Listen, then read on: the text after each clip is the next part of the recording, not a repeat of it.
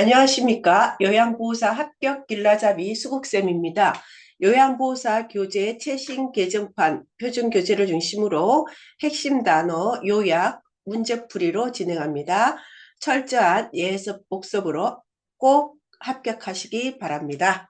1장 요양보호 대상자 이해. 학습 목표는 노인과 노화 과정에 대해서 이해하고 노화에 따른 신체적, 심리적, 사회적 특성을 이해합니다. 가족관계 변화와 노인 부양 부담 해소 방안을 설명할 수 있습니다. 1절 노인과 노화 과정.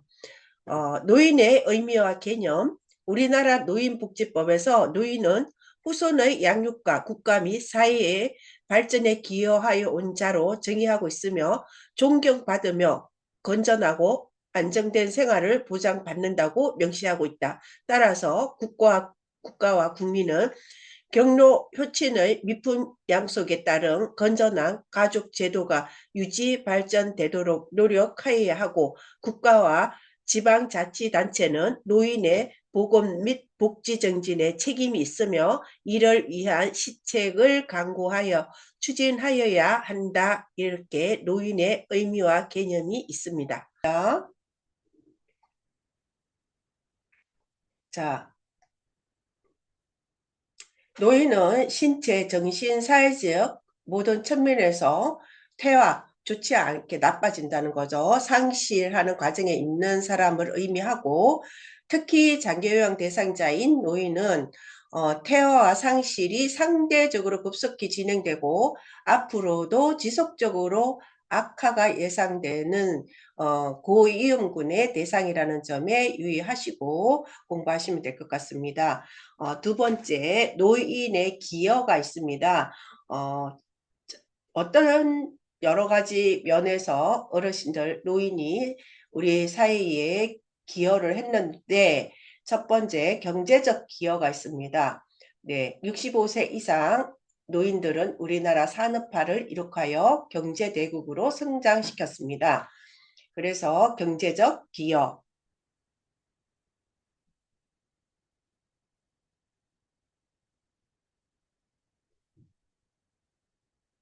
다시 하겠습니다. 3세판 하나, 둘, 셋. 노인은 신체, 정신, 사회적인 모든 측면에서 퇴화, 나빠지는 거죠. 상실의 과정에 있는 사람을 의미하며 특히 장기요양 대상자인 노인은 퇴화와 상실이 상대적으로 급속히 진행되고 앞으로도 지속적으로 악화만 예상되는 상대적으로 고위험군의 대상이라는 점에 유의하면서 공부하시면 될 것 같습니다. 두 번째, 노인의 기여가 있습니다. 경제적 기여. 노인은 우리나라의 산업체와 건설 현장에서 열심히 일하여서 우리나라를 경제 대국으로 성장시켰습니다. 그래서 경제적 기여를 하였고, 정치적 기여가 있습니다. 정치적 기여는 산업화를 통한 경제 성장과 더불어 우리 노인은 민주화에도 기여하였습니다. 그래서 우리나라는 식민지와 전쟁을 겪었음에도 경제 성장과 민주화를 동시에 달성한 최초의 국가로 세계적인 평가를 받고 있습니다. 사회적 기여가 있습니다. 가족과 이웃을 중심으로 따뜻한 집단 문화를 발전시키고 또 사회 문화적 발전은 전 세계에 우리의 노래, 드라마, 음식을 전파하는 한류를 형성하였습니다. 그래서 노인의 기여에는 경제적 기여, 정치적 기여, 사회적 기여가 있습니다. 세 번째, 노인에 대한 보상이 있습니다. 이렇게 노력하신 어르신들한테 경제적, 사회적, 정치적으로 사회와 국가 발전에 많은 기여를 해왔습니다. 그래서 국가와 사회는 이들 노인 세대를 위한 보상을 마련하고 보답하고자 우리 국가와 사회는 노력하고 있습니다. 첫 번째, 경제적 보상이 있습니다. 경제적 보상에는 국가는 지방 정부 또 공공기관과 더불어 노인들이 이용하는 교통시설, 공원, 또 박물관 등 각종 공공시설의 이용 요금을 감면해 줍니다. 두 번째, 제도적 보상이 있습니다. 제도적 보상에는 우리 국가가 또 그 국민연금, 국민건강보험 이런 사회보장 제도를 통해 노후소득 보전과 또 질병과 예방 등을 할 수 있도록 제도화하고 있습니다.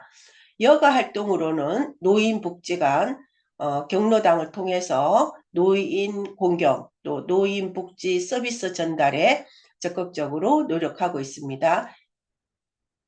정치적 보상이 있습니다. 정치적 보상은 국가에서 어버이날, 또 노인의 날 등을 지정해서 기념하고 또 기감이 되는 모범 어르신을 선정하여 포상도 하고 있습니다.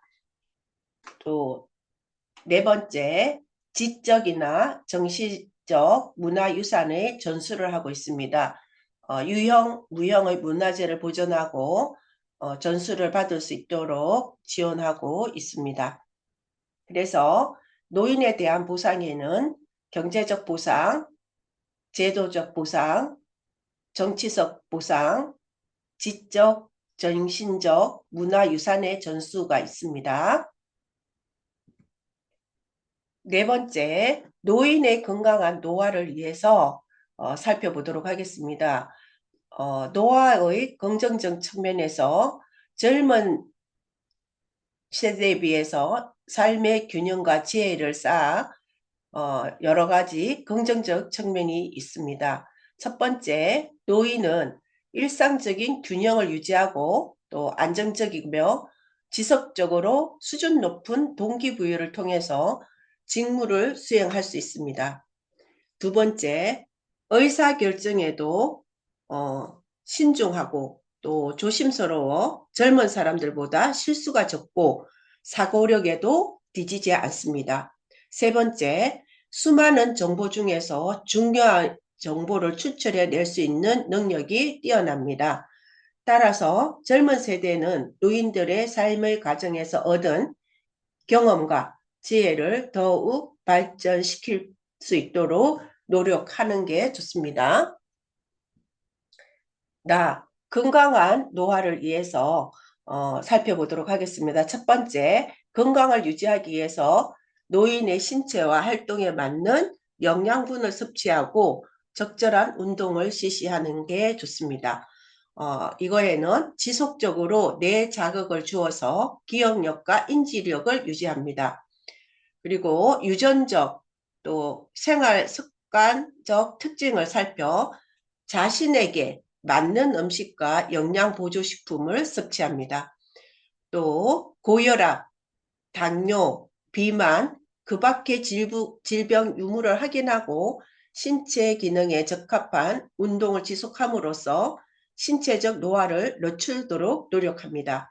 성인병인 고혈압, 당뇨, 비만, 그 밖에 질병이 있는지 없는지를 본인은 확인하고 본인 신체 기능에 적합한 운동을 지속함으로 해서 신체적 노화를 늦추도록 노력할 수 있습니다. 그리고 노인 스스로 자신감과 역할이 또 상실되지 않도록 사회적 관계를 유지하고 생산적 활동을 하도록 합니다. 거기에는 가족, 친구들과 접촉하며 적극적인 애정 표현과 의사소통을 하고 자원봉사나 여가활동, 지역사회 참여 이런 것을 생산적 활동을 자신감을 유지합니다.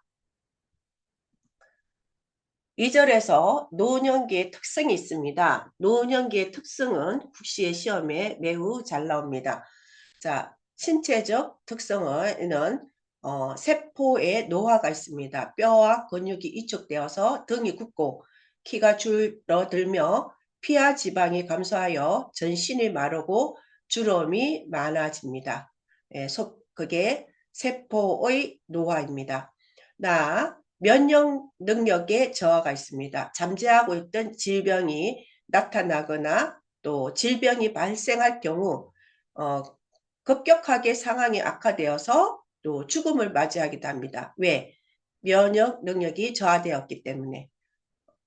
그리고 잔존 능력의 저하입니다. 신체 조직에 남아있는 잔존 능력이 저하되고 또 거기에 대해서 정확하는 능력이 떨어져서 일상생활에서 어려운 상황이 발생할 수 있습니다. 내가 이게 순발력이 있어서 넘어지려고 하면은 빨리 일어나야 되는데 그런 걸 못하니까 어려운 상황이 발생할 수 있죠. 예. 그리고 회복 능력이 저하입니다. 만성 질환이 있는 노인은 다른 합병증이 쉽게 올 수 있어서 다른 합병증이 쉽게 올 수 있고 사소한 원인으로도 중증에 이를 수 있습니다. 그래서 이것이 회복 능력이 저하되었기 때문이다. 또 비가역적입니다. 비가역적인 건 이제 되돌릴 수가 없는 겁니다. 나쁜 환경으로만 계속 가는 거. 회복이 불가능 상태를 말합니다. 그래서 노화는 점진적으로 일어나는 진행 과정이며 인간의 노력으로 노화를 막을 수가 없습니다. 이게 비가역적 진행입니다. 그래서 노화에 따른 신체적 특성은 세포의 노화, 면역 능력의 저하, 잔존 능력의 저하, 회복 능력의 저하, 비가역적 진행입니다. 자, 그러면 심리적 특성은 또 어떤 게 있을까요? 심리적 특성도 국시에 잘 나옵니다. 자, 우울증 경향의 증가입니다. 우울증에 빠진 노인은 잠이 잘 안 와요. 불면증. 그리고 밥맛이 없어요. 식욕부진. 또 그러다 보니까 체중이 감소해요. 이런 신체적인 증상을 호소하고 또 기억력이 저하되고 재밌는 게 없고 의욕을 상실하는 심리적인 증상을 겪게 됩니다. 주변 사람들에게 적대적으로 대하거나 자꾸 짜증을 부리고 이런 거 말하고죠. 그리고 타인을 자꾸 비난하는 등을 행동을 보이기도 합니다. 이것이 우울증 경향의 증가입니다. 그리고 내향성의 증가가 있습니다. 사회활동이 감소하고 또 타인과 만나는 것을 자꾸 기피하고 나가지 아니하려고 하고 그러다 보니까 이런 성격이 내향적인 성격이 되어간다입니다. 반대로 하면은 외향성은 뭐예요? 외향성은 감소가 되겠죠. 예. 내향성은 증가하고 외향성은 감소합니다. 또 조심성의 증가가 있습니다. 일의 결과를 중시하기 때문에 조심스럽게 행동하고 의견과 시청각 및 지각 능력이 감퇴되어서 듣고 보는 능력, 또 느끼는 능력이 감퇴되어서 자신감이 감퇴하기 때문에 조심성이 증가합니다. 그래서 그 의견이 이렇게 많다고 합니다. 나이가 들수록 또 질문이나 문제에 대해 대답을 할지 또 망설이거나 하지 못하고 제가 적극적으로 나서지 못하는 거죠. 이게 맞지 않을지 잘 모르니까. 그래서 때에 따라서는 대부분 중립을 지키곤 하죠. 그리고 결단이나 행동이 느려지고 매사에 신중해집니다. 매사에 신중해집니다. 예. 그래서 이게 조심성의 증가입니다. 그리고 경직성의 증가는 노인은 자신에게 익숙한 습관적인 보통 태도를나 이렇게 방법을 자꾸 고집을 합니다. 고수를 하려고 합니다. 왜? 익숙한 게 좋으니까요. 그리고 매사에 융통성이 없고 새로운 변화를 싫어하고 도전적인 일을 꺼리는 경향을 보입니다. 예. 새로운 기구를 사용하거나 새로운 방식으로 일을 처리하는데 또 싫어해요. 저항을 가지고 있습니다. 그래서 심리적인 특성으로는 우울증 경향의 증가, 내향성의 증가, 조심성의 증가, 경직성의 증가가 있습니다. 그리고 또 생에 대한 해고의 경향이 있습니다. 친근한 사물에 대한 애착심도 있고 친근한 사물에 대해서 자기가 정체감을 유지하려고 하는 게 있습니다. 유산을 남기려고 하는 경향이 있고 또 자신이 이렇게 왔다 갔다는 거에 대해서 인정을 받고 싶어하고 후세에 흔적을 남기고 싶고 또 노인들은 본인들의 혈육, 물질적인 재산, 또 창조적 업적, 전통과 가치 등을 남기고자 하는 경향이 있습니다. 의존성의 증가는 본인의 신체적 기능이 저하되면서 신체적으로 의존하게 됩니다. 그리고 또 본인의 역할이 상실하게 되니까 경제적으로 의존하게 되고, 또 여러 가지 중추신경 조직이 이런 게 퇴화됨으로 인해서 정신적으로도 의존하게 되고, 또 중요한 사람을 이제 살아가면서 잃게 되면서 사회적, 심리적, 정성적으로 다른 사람에게 더 의존하게 됩니다. 네.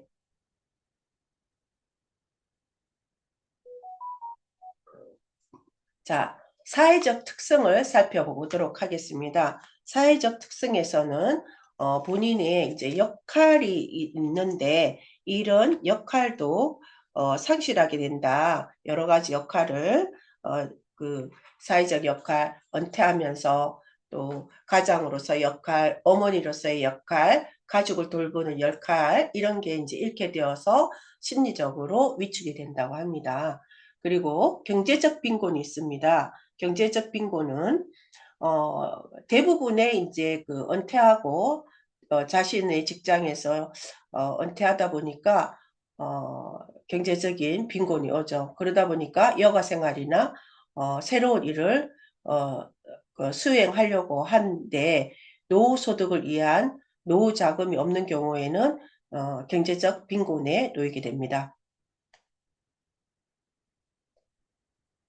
유대감의 상실이 있습니다. 노인은 직장에서 퇴직하면서 이제 사회적 관계도 줄어들게 되고 친척이나 친구 관계도 또 소원해지고 그들과의 유대 관계도 그러다 보니까 줄어들게 되면서 차츰 없어지게 되겠죠. 그래서 단순화된 관계 속에서 노인은 고독함과 우울감이 증가하게 되고 이러면서 자살까지 발생하기도 한다고 합니다. 이게 유대감의 상실입니다. 그리고 사회적 관계의 위축이 있습니다. 사회적 관계는 노인은 이제 뭐 신체적으로 노화가 이제 오면서 여러 가지 복합적인 만성적 질환을 갖게 되는데 그게 고혈압, 당뇨 이런 것들이죠. 이런 질환들이 나타나면서 신체적 기능을 쇠퇴시키고 사회적 관계에서 부정적으로 작용하게 됩니다. 그렇게 되다 보니까 사회적 관계에 위축이 옵니다. 우리가 사회적 특성으로는 역할 상실이 있고 경제적 빈곤이 있고 유대감의 상실이 있고 사회적 관계 위축이 있습니다. 네 번째, 생애 주기와 특성에 대해서 살펴보도록 하겠습니다. 생애 주기란 개인이 출생에서 사망까지 전 과정을 이제 우리가 말하는데 보통 이제 태어나서 유아기에서 또 입학, 진학, 취직, 결혼, 은퇴 이 과정은 공통적인 모든 사람들의 발달 과정이고 변화 양상입니다. 그런데 개인이 생활하는 문화에 따라 단계마다 본인의 정체성의 위기를 경험하게 되는데 이러한 위기는 반드시 이제 부정적 상태를 의미하는 것은 아니고 오히려 이제 위기를 다음 단계로의 긍정적 변화를 유도하고 또 변화의 발달의 가능성을 높일 수가 있습니다. 예, 생애 주기에서. 그리고 통합의 절망이 있는데 통합은 자신의 과거와 현재의 상황을 자기 내부로 통합할 수 있는 긍정적 능력과 상태를 말합니다. 이 과정은 모든 이제 사건과 상황, 충원까지 자신의 삶을 그냥 인정하는 거죠. 반면에 절망은 지나온 삶과 현재의 자신을 자꾸 부정적으로 인식하면서 수정될 수 없는 자신의 과거에 자꾸 절망하고 또 다가오는 죽음 앞에서 좌절하는 심리 상태를 의미합니다. 예. 그런데 통합대 절망은 일회적 접촉보다는 정기 및 수시 형태의 반복적 만남을 통해서 이제 해당 노인의 특성을 파악해 나가는 접근이 바람직하다고 봅니다. 3절에서 가족관계 변화와 노인 부양에 대해서 살펴보도록 하겠습니다. 가족관계에서는 노인 가구 형태의 변화가 있습니다. 전반적으로 보면 기혼 자녀와의 동거는 줄어들고 이제 반면에 혼자 살거나 노부부만 사는 세대가 늘어나는 추세이죠. 예. 그 노인 가족이라고 하면 노부부끼리 살거나 노인이 포함된 가족을 말한다고 합니다. 예, 그리고 가족 관계의 변화에서 이제 가족 관계의 변화에서 부부 관계가 있습니다. 부부 관계에서도 역할 변화에 적응을 해야 됩니다. 부부가 동반자의 관계로 전환하는 게 중요하고 성적 적응에서도 활기찬 노년을 위해서 활발한 성행활을 유지하는 것도 필요합니다.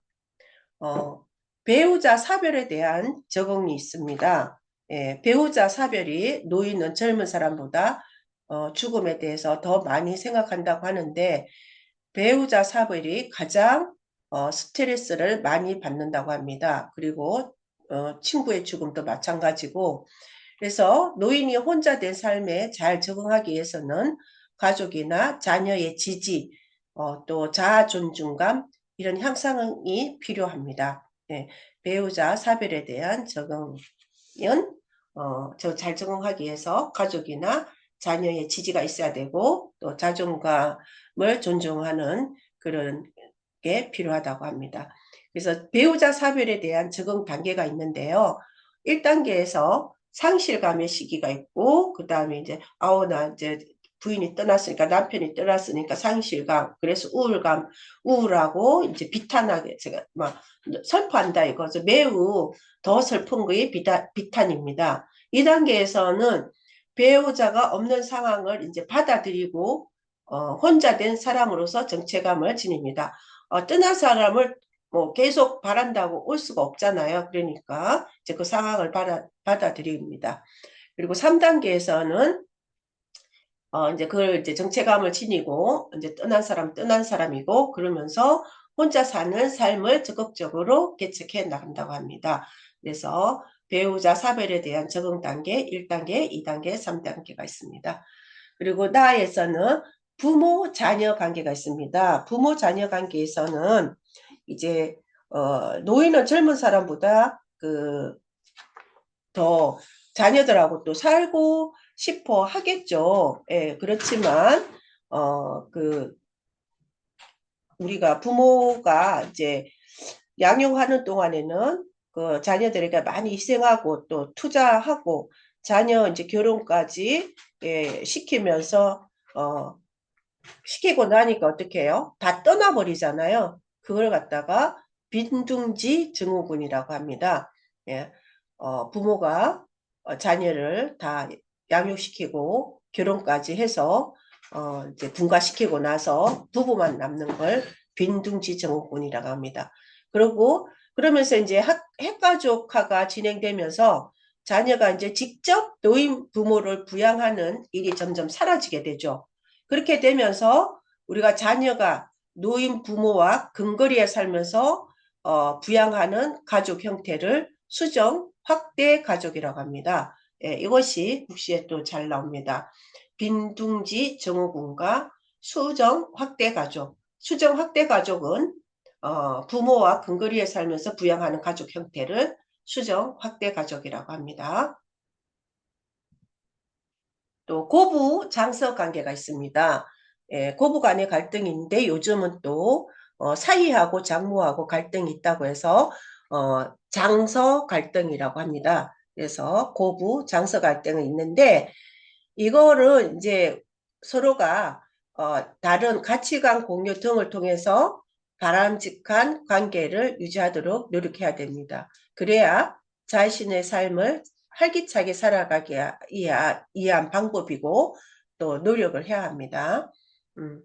조부모, 조손녀 관계가 있는데 노인은 손자녀에게 아낌없는 사랑을 쏟을 수 있어서 손자녀의 긍정적인 자아 형성에 기여할 수가 있습니다. 또 형제 자매 관계에서는 어릴 때는 형제 자매는 경쟁심이나 갈등이 이제 하면서 살았지만 나이가 들면서 그런 것은 이제 줄어들고 형제 자매 간에 심리적 안정감을 공유한다고 합니다. 그러나 특히 배우자나 자녀 등에 의한 지원이 충분하지 못할 때 형제 자매는 중요한 사회적 지지가 된다고 합니다. 네. 형제 자매가 이제 과거에는 어, 있었던 그 경쟁심이나 이런 갈등이 이제 나이가 들면서 이제 줄어들면서 서로에게 심리적 안정감을 공유한다고 합니다. 형제 자매 관계. 자, 세 번째, 노인 부양 문제와 해결 방안에 대해서 알아보도록 하겠습니다. 자, 오늘날에는 가족의 형태와 기능이 변화하고 또 생활 방식이나 가치관도 개인주의 성향이 강해져서 노인 부양이나 노인 문제에 대한 접근법도 변화가 있습니다. 이에 따라서 실제적인 측면에서 노인 부양 문제의 해결 방안을 모색해야 한다고 합니다. 그래서 첫 번째 노인 부양 문제는 개인 가족의 부담을 넘어 사회적 문제로 인식되어서 이를 해결하기 위해 정부에서는 다양한 노인복지 사업을 추진하고 있습니다. 그래서 노부모 부양에 대한 인식조사를 해봤더니 가족이 부양해야 한다는 비중은 낮아지고 가족이 부양해야 한다는 비중은 낮아지고 사회가 부양해야 한다는 비중은 증가한다고 보고되어 있습니다. 노인이 되면 나타나는 대표적인 네 가지 고통을 흔히 노인의 사고라고 표현하는데요. 빈곤, 질병, 고독, 무의. 무의는 역할 상실을 말합니다. 그래서 이 네 가지를 노인의 사고라고 합니다. 자, 노인 부양 해결 방안에 대해서 알아보도록 하겠습니다. 사회와 가족의 협력이 필요합니다. 노인 부양을 위해서는 공적, 사적 부양이 모두 필요합니다. 공적이고 사적이도 모두 필요하고 사적 부양은 노인 본인이나 가족이 보살피는 부양을 말하는 거고 공적 부양은 노인복지 서비스와 노인 장기요양보험 제도에서 국가나 사회가 노인의 생활을 지원하는 것을 공적 부양이라고 합니다. 그리고 세대 간 갈등 조절을 해야 되는데요. 그것은 국민연금, 노인 장기요양보험 제도를 통해서 세대 간의 위험을 분산하고 소득 재분배 등이 바람직한 세대 통합의 효과입니다. 자녀 세대와 부모 세대의 또 상호 존중하고 적극적으로 의사소통을 통해서 실질적인 상호작용과 사회 통합을 달성해야 합니다. 세 번째, 노인의 또 개인적인 대처가 있습니다. 노인은 1차적으로 노인의 삶을 스스로 책임질 수 있도록 노력해야 합니다. 이를 위해서 경제적으로는 연금 또는 보험을 이용하고 사회적으로는 재교육 프로그램을 통해서 삶의 변화에 대비해야 합니다. 자, 노인복지 정책의 강화가 있는데요. 국가가 사회는 노인복지 정책을 해야 합니다. 국민연금, 기초연금을 통해서 노후 소득을 보존해주고 또 노인 장기요양 보험제도를 통해서 돌봄 서비스를 하고 노인복지 서비스 프로그램을 통해서 노인의 여가 노후 생활을 지원합니다. 예, 다음은 요양보호와 가족의 역할이 있습니다.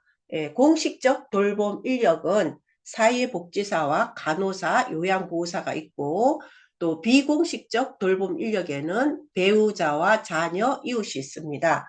그리고 돌봄을 받는 노인과 돌봄을 주는 자의 관계를 1차적 돌봄 관계라고 한다면 이러한 1차적 돌봄 관계가 또 지속될 수 있도록 지원하는 역할을 2차적 돌봄 관계라고 할 수 있는데요. 이게 가족은 자신의 역할을 요양보호사가 대신하거나 대체하는 것이 아니라 돕는다는 점을 명확히 인식할 필요가 있습니다. 4절에서 대상자 중심 요양보호에 대해서 살펴보도록 하겠습니다. 대상자 중심은 인간 중심 요양보호인데요. 대상자 개개인의 가치를 존중하고 또 생활 방식, 생활 양식, 필요와 심신 상태에 따른 요구 등을 충분히 고려하고 개개인에 맞춘 요양보호를 제공하는 것을 우리는 대상자 중심 요양보호라고 합니다. 개개인 맞춤 요양보호. 그리고 대상자를 대하는 원칙이 있어요. 대상자를 대할 때는 인간다움 케어에 의해서 대상자를 대해야 되는데 그 실천 5가지 단계에는 첫 번째 만남의 준비 단계가 있는데 여기에서 요양보호사가 대상자에게 방문하였음을 알립니다. 요양보호사 누구누구가 방문했습니다. 이렇게 알려야 되겠죠. 둘째는 케어의 준비 단계가 있습니다. 상대와 이제 만나서 대상자를 이제 돌봄 서비스를 해야 되는데 그때 친구가 된다는 느낌 아니면 대상자와 편안한 관계가 돼야 되겠죠.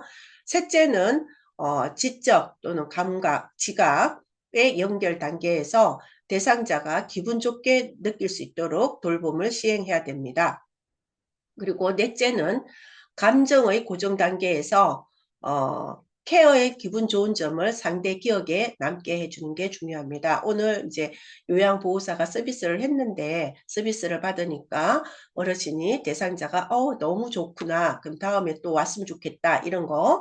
5번째 재회의 약속 단계가 있습니다. 그래서 재회의 약속 단계는 다음 단계를 쉽게 하기 위해 준비하는 것입니다. 그래서 실천 원칙, 만남의 준비 단계, 케어의 준비 단계, 지각 감각의 연결 단계, 감정의 고정 단계, 재회의 약속 단계가 있습니다. 그리고 대상자에게 해서는 안 되는 부정적 사례를 살펴보도록 하겠습니다.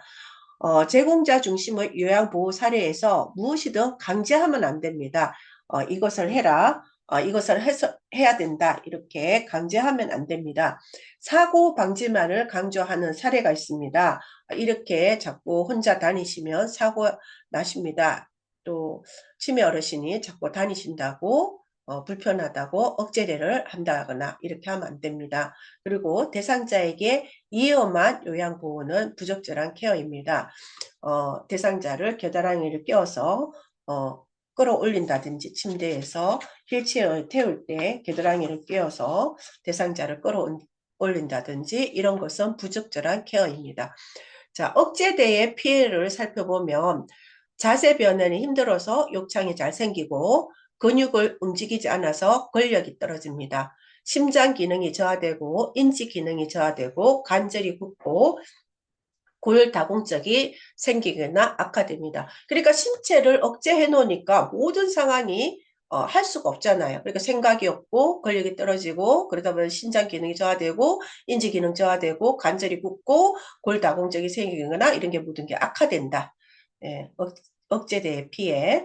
그리고 두 번째 요양보호 실천의 4가지 원칙이 있습니다. 그러면 4가지 원칙에 첫 번째 대면하기가 있습니다. 대면하기의 올바른 방법은 대상자와 상대방과 가까운 거리에서 정면에서 같은 눈높이로 한참 동안 바라보고 힐끗 보지 않습니다. 이거는 정상적인 사람도 굉장히 기분 나쁜 태도죠. 그리고 두 번째는 대상자 상태를 살피거나 서비스를 시작하기 전에 이제 의향을 물을 때 옳은 방법으로 보아야 합니다. 이게 뭐냐면은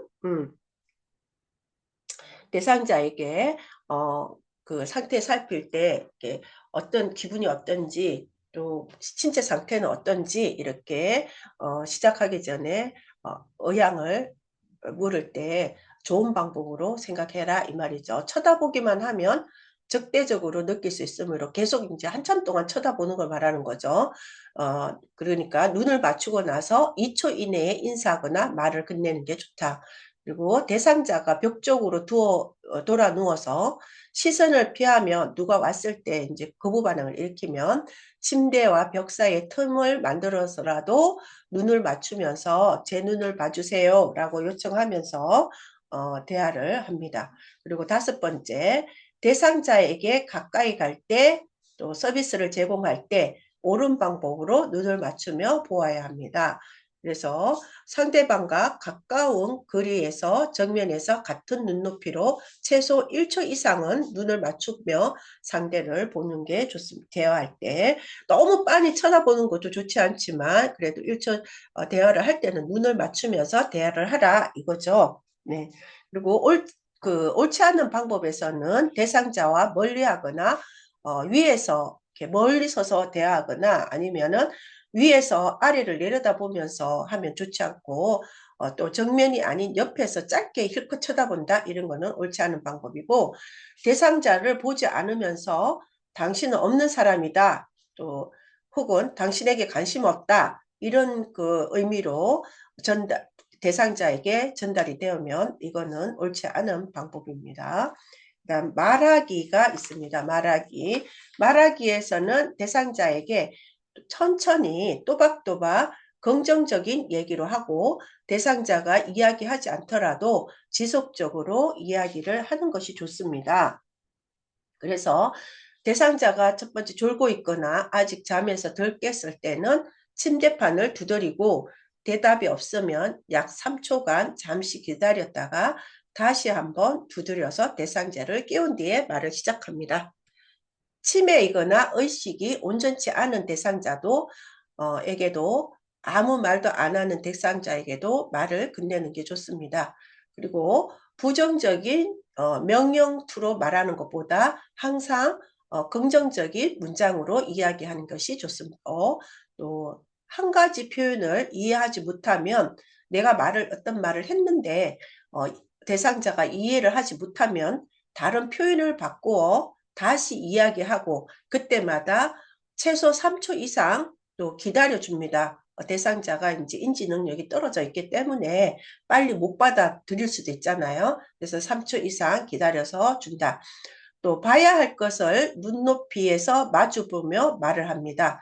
예, 이게 음식을 차려놨을 때 이 나물이 싱싱하니 아삭하게 보여요 라고 하면 대상자가 훨씬 기분 좋게 식사를 할 수 있다. 예, 그렇게 하시고 그 다음 접촉하기가 있습니다. 이제 대상자를 서비스할 때 접촉을 하는데 이럴 때는 상냥하게 웃으면서 천천히 또 쓰다듬듯이 또 아니면은 감싸듯이 하여서 대상자의 피부와 또 잡을 때는 넓은 면적을 닿게 하는 게 닿게 해서 만지는 게 좋다. 그리고 붙잡지 않고 천천히 밑에서부터 받쳐서 살짝 힘을 주는 것이 좋습니다. 뭐든지 팔을 잡을 때도 이렇게 붙잡아서 당기는 것보다 팔을 받쳐서 이렇게 도와주는 게 좋고 또 손가락 끝으로 이렇게 하는 게 아니라 손바닥 전체를 이용해서 어디를 잡더라도 접촉을 하면 좋고 그리고 절대 급격한 행동으로 붙잡거나 할퀴거나 꼬집거나 때리거나 하면 안 됩니다. 이런 거는 노인학대로 들어갑니다. 자, 우리가 올바른 방법이 있어요. 그래서 그 손을 잡거나 할 때 넓게 잡으면 대상자의 피부에 가해지는 압력이 낮아지니까 아프지 않게 통증이 느껴지지 않겠죠. 그리고 또 대상자가 느낄 때 존중하고 도와주는 느낌을 한다고 합니다. 자, 옳지 않은 방법은 손가락만으로 잡으면 잡기 싫지만 어쩔 수 없이 잡고 있다는 느낌을 주고요. 또 손가락만으로 잡으면 힘이 많이 들어갑니다. 그래서 억압하는 느낌을 준다고 합니다. 그래서 이것은 옳지 않은 방법입니다. 일어서게 하기가 있습니다. 이제 일어서게 하기. 그 노인은 침상에서 이제 3일에서 3주만 움직이지 않고 누워 있어도 더 이상 걷지 못하게 된다고 합니다. 그러니까 우리가 최소 하루에 20분 정도는 일부러라도 서 있거나 일어서서 걷도록 도와줘야 되고 또 2, 3분이라도 서 있을 수 있는 대상자라면 세수하는 동안이라도 서 있게 하는 게 중요하다. 또 걸을 수 있는 대상자를 낙상 위험이 있다는 이유로 휠체어를 태워서 하면 안 되고 잠깐만이라도 서 있는 시간이 대상자에게는 중요한 시간임을 우리가 서비스하는 사람으로서 알아야 된다. 그리고 느리더라도 부축하지 말고 가급적 혼자 움직이게 해야 하는데 부축하거나 도움을 줄수록 대상자의 몸은 그만큼 근력과 신체 능력만 남기 때문에 우리는 가급적 혼자 움직이게 해야 된다. 그리고 손이 닿을 수 있는 만큼만 떨어져서 대상자가 혼자 하는 것을 지켜보며 기다리는 것이 가장 좋은 요양보호입니다. 그리고 서서 움직이고 또 스스로 활동하는 동안 기분 좋은 이야기를 하면서 격려해주고 이렇게 일어서 있으니까 먼 산이 보이시죠? 진달리가 피었네요. 오늘은 좀 더 안정적으로 서 계시네요. 이런 말로서 격려해주면 일어서는 것을 좋은 기억으로 대상자에게 남게 해주는 게 중요하고, 노인의 또 건강 상태는 영양 상태에 따라서 크게 영향을 받으므로 영양을 적절히 잘 섭취하면 질병을 예방하고 노화를 지연하여 하고 면역력을 증강시켜서 건강을 유지하는 데 큰 도움이 됩니다. 참고로 일어서기의 장점은 골격근의 근력 유지에 좋고 또 뼈와 관절에 힘을 가해서 골다공증 예방에도 도움이 되고, 순환기를 자극하여서 혈액순환에도 도움이 되고, 호흡기를 자극하여 폐활량에 도움이 됩니다. 그래서 일어서게 하기는 매우 중요합니다. 문제 1번. 노년기를 건강하게 보내는 방법으로 옳은 것은 1. 야외 활동을 제한한다. 2. 가공식품 위주로 식사한다. 3. 만성질환의 유무를 정기적으로 확인한다. 4. 기억력 유지를 위해 단조로운 생활을 한다. 5. 매일 2시간 이상 고강도 근력 운동을 한다. 정답 적으시고, 2. 노년기의 특성으로 옳은 것은 1. 외향성 감소, 2. 의존성 감소, 3. 조심성 감소, 4. 가족 내 역할 증가, 5. 사회적 관계망 확대.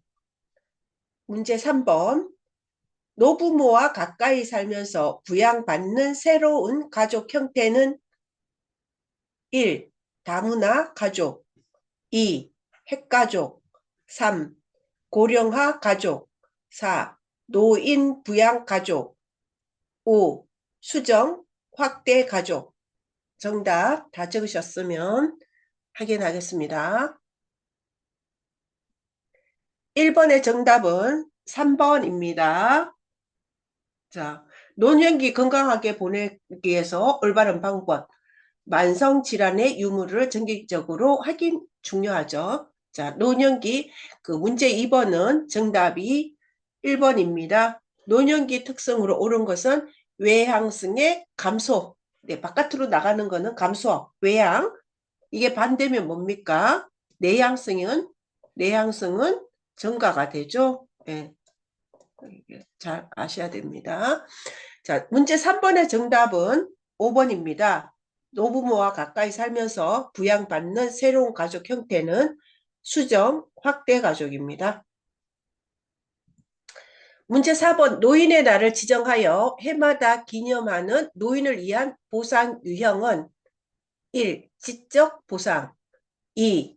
경제적 보상, 3. 정치적 보상, 4.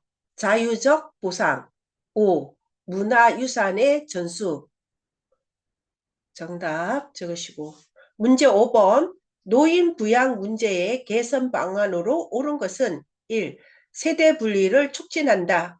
2. 시설 입소를 우선시한다. 3. 자녀가 부모의 부양을 전담한다. 5. 4. 국가 주도의 돌봄 정책을 강화한다. 5. 장기요양 등급 판정 항목을 늘린다.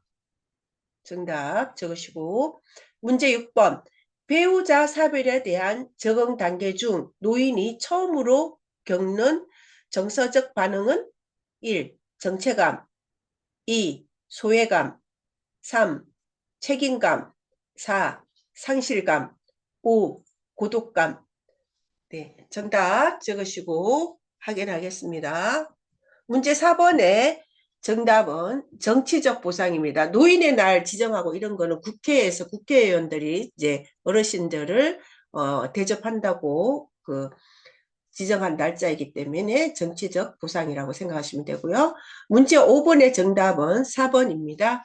예, 노인 부양 문제의 개선 방법, 국가 주도의 돌봄 정책을 강화합니다. 가족이라고 해서 가족한테만 자녀한테만 부양을 전담하면 안 됩니다. 예. 문제 6번의 정답은 사별. 예. 배우자하고 사별했을 때 뭐겠습니까? 배우자를 잃었으니까 상실감이죠. 상실감. 정답 4번입니다. 네, 수고하셨습니다. 고생하셨습니다. 편안하게 쉬시길 바랍니다.